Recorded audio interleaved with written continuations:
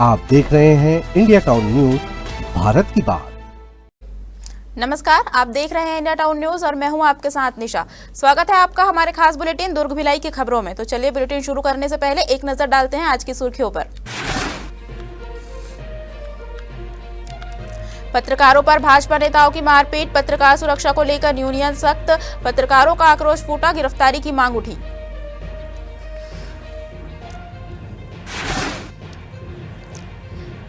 निगम की एमआईसी बैठक में विकास कार्यों की झड़ी, कई प्रस्तावों की मिली मंजूरी, विभागीय अधिकारी रहे उपस्थित।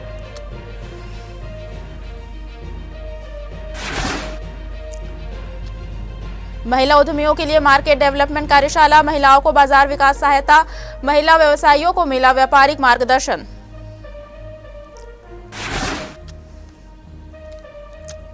भिलाई आयुक्त ने जोन 4 का निरीक्षण किया, पेयजल आपूर्ति का जायजा लिया, नागरिक सुविधाओं को प्राथमिकता।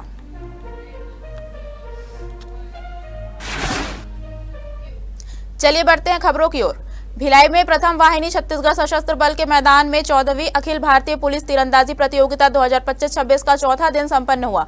इस दिन रिकर्व, कंपाउंड और इंडियंस राउंड में व्यक्तिगत टीम और मिक्स्ड टीम ने फाइनल मुकाबले खोले गए। प्रतियोगिता में कई राज्यों और केंद्रीय सशस्त्र पुलिस बलों के पुरुष और महिला खिलाड़ियों ने हिस्सा लिया। निर्धारित स्कोरिंग के आधार पर व्यक्तिगत और ग्रुप इवेंट में पहले, दूसरे और तीसरा स्थान पाने वाले खिलाड़ियों को पदक और पुरस्कार दिए गए। प्रतियोगिता के दौरान कुछ महिला पुलिस अधिकारियों ने अपने परिवार और बच्चों के साथ उपस्थिति दर्ज कराई, जिससे माहौल सकारात्मक और प्रेरक बना। इस प्रकार प्रतियोगिता ने पुलिस परिवारों के बीच खेल भावना और सामंजस्य को भी बढ़ावा दिया। नगरपालिका निगम की एमआईसी की महत्वपूर्ण बैठक महापौर अलका बाघमार की अध्यक्षता में आयोजित हुई। बैठक में आयुक्त सुमित अग्रवाल के साथ सभी एमआईसी सदस्य एवं विभागीय अधिकारी उपस्थित रहे। बैठक में शहर के सर्वांगीण विकास और बुनियादी ढांचे के उन्नयन से जुड़े सभी महत्वपूर्ण एजेंडों पर विस्तृत चर्चा की गई। इस दौरान कई प्रमुख विकास कार्यों को मंजूरी दी गई, जिससे दुर्ग शहर में विभिन्न विभागों से जुड़े अहम प्रस्तावों को हरी झंडी मिली। आपको बता दें कि बैठक में वित्तीय वर्ष 2025-26 के संशोधित बजट और 2026-27 के अनुमानित वार्षिक बजट पर विचार किया गया।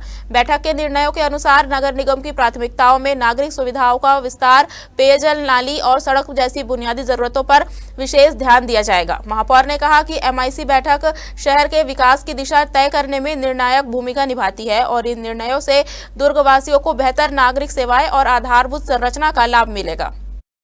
खबर दुर्ग से है, जहां धार्मिक आयोजन के दौरान हुई हत्या के मुख्य आरोपी पर प्रशासन ने सख्त कार्रवाई की है। आरोपी द्वारा शासकीय जमीन पर अवैध कब्जा कर संचालित किए जा रहे होटल को नगर निगम और पुलिस की संयुक्त टीम ने ध्वस्त कर दिया है। प्रशासन का कहना है कि आपराधिक गतिविधियों में शामिल लोगों के खिलाफ इस तरह की कार्रवाई आगे भी जारी रहेगी। आपको बता दें कि 16 फरवरी 2026 की रात मोहन नगर थाना क्षेत्र में एक धार्मिक आयोजन के दौरान क्षय कुमार गोड़ उर्फ नानू की धारदार हथियार से हत्या कर दी गई थी। घटना के बाद पुलिस ने कार्रवाई करते हुए इस मामले में कुल 7 आरोपियों को गिरफ्तार कर न्यायिक रिमांड पर भेज दिया है। जांच के दौरान खुलासा हुआ कि मुख्य आरोपी मनीष देशमुख शासकीय भूमि पर अवैध कब्जा कर होटल का संचालन कर रहा था। इसके बाद दुर्ग पुलिस और नगर निगम दुर्ग की संयुक्त टीम ने मौके पर पहुंचकर नियमानुसार वैधानिक कार्रवाई करते हुए अवैध निर्माण को ध्वस्त कर दिया और जमीन को अतिक्रमण मुक्त कराया। अंबिकापुर में भाजपा नेताओं द्वारा 2 पत्रकारों के साथ मारपीट और जाति सूचक गाली गलौज की घटना को लेकर दुर्ग में पत्रकारों का गुस्सा फूट पड़ा है। छत्तीसगढ़ जर्नलिस्ट वेलफेयर यूनियन दुर्ग इकाई ने इस घटना की कड़ी निंदा की है। यूनियन पदाधिकारियों ने दुर्ग कलेक्टर को राज्यपाल के नाम ज्ञापन सौंपते हुए आरोपियों की तत्काल गिरफ्तारी की मांग की है। ज्ञापन में कहा गया है कि लोकतंत्र के चौथे स्तंभ पर हमला किसी भी हाल में बर्दाश्त नहीं किया जाएगा। यूनियन ने चेतावनी दी है कि अगर 15 दिनों के भीतर आरोपियों पर ठोस कार्रवाई नहीं की गई तो प्रदेश स्तरीय आंदोलन किया जाएगा। यूनियन ने स्पष्ट किया कि यह लड़ाई केवल 2 पत्रकारों की नहीं बल्कि पूरे पत्रकार समाज की गरिमा और सुरक्षा से जुड़ा मामला है। जानकारी के अनुसार सरगुजा जिले के अंबिकापुर शहर के लक्ष्मी नारायण हॉस्पिटल में ट्रांसफार्मर हटाने को लेकर भाजपा नेताओं का विरोध हो रहा था। इस दौरान डॉक्टरों की गाड़ी पर तोड़फोड़ भी की गई। जब घटना का कवरेज कर रहे 2 पत्रकारों ने रिपोर्टिंग की तो भाजपा नेताओं द्वारा उन्हें जाति सूचक गालियां देते हुए मारपीट की गई। अंबिकापुर में पत्रकार भाइयों के साथ मारपीट की गई है। वो कल कवरेज करने गए हुए थे, जहां भाजपा के कुछ नेताओं के द्वारा मारपीट की गई है। पुलिस ने एफआईआर दर्ज की है, लेकिन अभी तक गिरफ्तारी नहीं हुई है। हम उनकी गिरफ्तारी की मांग करते हैं और ऐसे जो मारपीट की घटना हो रही है उसकी हम निंदा करते हैं और पुलिस इसमें सख्त से सख्त कदम उठाए और कार्रवाई करे ताकि आने वाले समय में इस प्रकार की घटनाओं की पुनरावृत्ति न हो। राज्यपाल के नाम से सौंपा गया है, जिसपे उन्होंने उल्लेख किया है कि अंबिकापुर के कोई गोदरी चौक में स्थित कोई घटनाक्रम में जब कवरेज लेने गए थे तो वहाँ के कुछ लोगों ने उनके साथ जाति सूचक गाली गलौज और मारपीट की घटना किए हैं। उसी के विरोध में और उनकी गिरफ्तारी के लिए की मांग को लेकर आज ज्ञापन दिए हैं। शहर के सबसे महत्वपूर्ण अंतिम संस्कार स्थलों में से एक शिवनाथ नदी मुक्तिधाम को अब पूरी तरह नए, स्वच्छ, आधुनिक और आध्यात्मिक स्वरूप में विकसित करने की दिशा में महत्वपूर्ण कदम उठाए जा रहे हैं। आपको बता दें कि इस महत्वाकांक्षी परियोजना की पहल दुर्ग महापौर ने की है। महापौर अलका बाघमार ने कहा कि शिवनाथ नदी के तट पर स्थित यह मुक्तिधाम आने वाले समय में न केवल सौंदर्य का प्रतीक बनेगा बल्कि अपनी आध्यात्मिक शांति, स्वच्छता और सुविधा संपन्न व्यवस्था के लिए एक आदर्श स्थल के रूप में पहचाना जाएगा।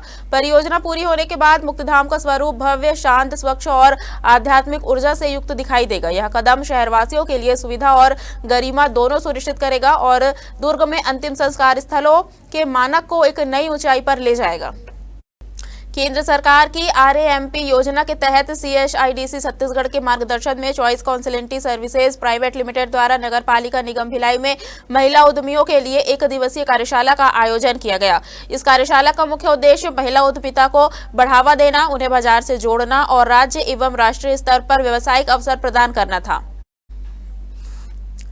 कार्यशाला में महिला उद्यमियों, स्वयं सहायता समूह की सदस्यों और महिला संचालित MSMEs को बाजार विकास सहायता प्रदान करने पर जोर दिया गया। कार्यक्रम में बताया गया कि महिला उद्यमिता न केवल आर्थिक सशक्तिकरण का माध्यम है बल्कि यह सामाजिक परिवर्तन और स्थानीय अर्थव्यवस्था को मजबूत करने में भी महत्वपूर्ण भूमिका निभाती है। कार्यशाला के दौरान प्रतिभागियों को राज्य एवं राष्ट्रीय स्तरीय प्रदर्शनी में भागीदारी की प्रक्रिया, उत्पाद ब्रांडिंग, पैकेजिंग एवं लेबलिंग सुधार, गुणवत्ता प्रमाणन और मानकीकरण के साथ डिजिटल प्लेटफॉर्म के माध्यम से बिक्री विस्तार और सरकारी सहायता की प्रक्रिया के बारे में मार्गदर्शन दिया गया। शहर के विकास और बेहतर व्यवस्था बनाए रखने के लिए भिलाई के आयुक्त राजीव कुमार पांडे ने जोन 4 के अंतर्गत विभिन्न क्षेत्रों का निरीक्षण किया। इस दौरान उन्होंने नवनिर्मित डामरीकरण रोड, प्रकाश व्यवस्था और पेयजल आपूर्ति की स्थिति का जायजा लिया। आयुक्त ने वार्ड 46 मिनी माता नगर में नवनिर्मित डामरीकरण रोड का अवलोकन किया और अधिकारियों को निर्देश दिए कि पेयजल का दुरुपयोग रोका जाए, बर्बाद हो रहे पानी के लिए टैब लगाकर नियंत्रण किया जाएगा। आयुक्त ने कहा कि टोंटियों की चोरी शहर में आम समस्या बन चुकी है, जो कि असामाजिक कृत्य है। ऐसे मामलों में कार्रवाई सुनिश्चित की जाएगी ताकि पेयजल का सही उपयोग हो और हर घर तक पानी पहुंच सके। निरीक्षण के दौरान आयुक्त ने जोर देकर कहा कि नागरिकों को बेहतर सुविधाएं प्रदान करना हमारी प्राथमिकता है। नगर निगम ने इस निरीक्षण के माध्यम से शहर की साफ सफाई, बुनियादी सुविधाओं और नागरिक कल्याण को और बेहतर बनाने का संकल्प लिया है।